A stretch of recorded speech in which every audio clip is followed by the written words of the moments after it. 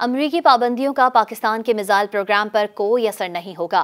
امریکہ میں پاکستان کی سابق سفیر ملیحہ لودھی نے امریکی پابندیوں کو غیر مؤثر قرار دے دیا۔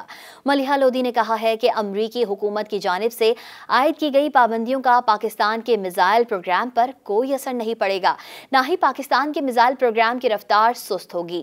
نجی ٹی وی چینل سے گفتگو کرتے ہوئے ملیحہ لودھی نے کہا کہ امریکہ کی جانب سے عائد کی جانے والی حالیہ پابندی کوئی نئی بات نہیں۔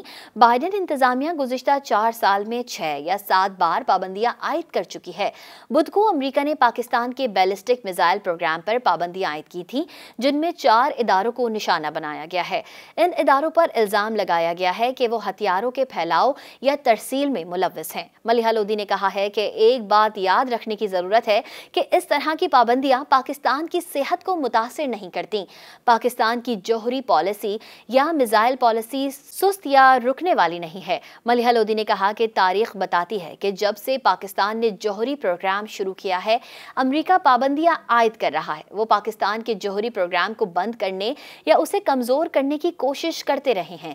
ملیحہ لودھی نے کہا کہ امریکی پابندیاں امتیازی ہیں کیونکہ امریکہ نے ان پابندیوں کا اطلاق کبھی بھی بھارت پر نہیں کیا، جبکہ وہ بین البراعظمی میزائل بھی تیار کر چکا ہے۔ ڈونلڈ ٹرمپ کی اقتدار سنبھالنے کے بعد پاک امریکہ تعلقات میں تبدیلی سے متعلق سوال پر ملیحہ لودھی نے کہا کہ پاکستان امریکہ کی خارجہ پالیسی کی ترجیحات کی فہرست میں شامل نہیں ہے۔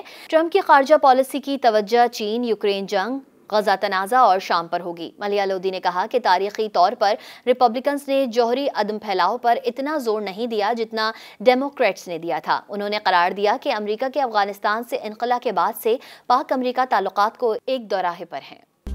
مزید نیوز اپ ڈیٹس اور ڈیجیٹل سٹوریز کے لیے سبسکرائب کریں ڈان نیوز پاکستان۔